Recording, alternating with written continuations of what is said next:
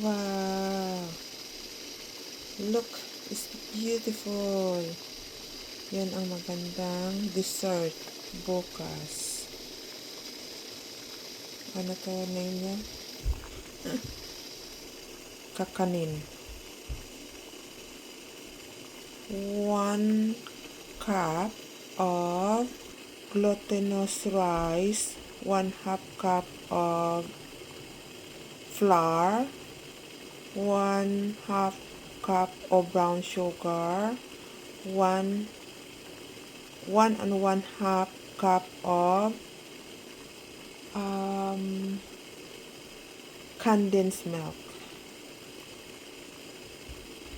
Let's see. So the first is the white color only, and next is purple, and third is yellow. So ito yung kakanin ng ginawa namin. Pwede ito gawin kung gusto mong magnegosyo, gusto mo mayroon kang bisita, pwede mo ibigay din sa kanila as a dessert or like a family dessert only. So the kids love it, this one. Different color. So ito na purple. Next is yellow. Yellow. Just 1 second.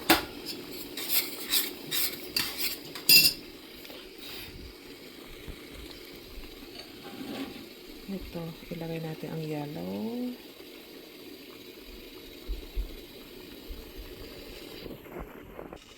So, ito na ang yellow on the top. So, mag-wait ako ng 12 minutes bago magluto. After that 12 minutes, ilagyan ng, oh my goodness, ng ganito. Ano ito? Nasunog. Ito na. Luto na siya. So, i-off ko siya. And I keep warm. So, ito na siya. I-roll ko na siya.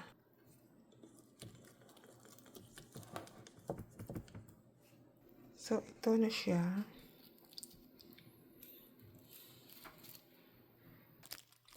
So, ito na yung result niya. Because brown ang ginagay ko na sugar, medyo dark na siya. Hindi siya like white. Kasi brown ang ginagay ko. Tapos, purple, yellow. So, ganyan na siya, guys. So, ito na resulta niya.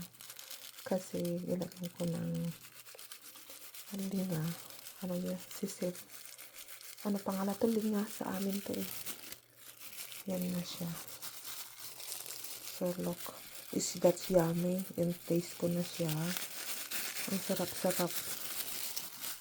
So, may baunin na ako going to work. Yan na siya. Oh, wow.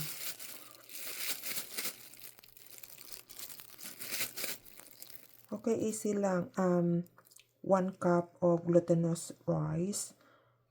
1/2 of flour. 1/2 of brown sugar or white sugar. At saka lagyan ng 1 and 1/2 of condensed or isang can. So, at saka when you blended it, you separate each color. So, for example, like, mas maganda kung lagyan mo ng yellow-green or green, red, and purple. So, ito lang is purple, yellow, at saka white. So, ang white ko, naging look like a yellow because nilagyan ko ng brown sugar, not white. So, yun ang resulta na. Is yummy.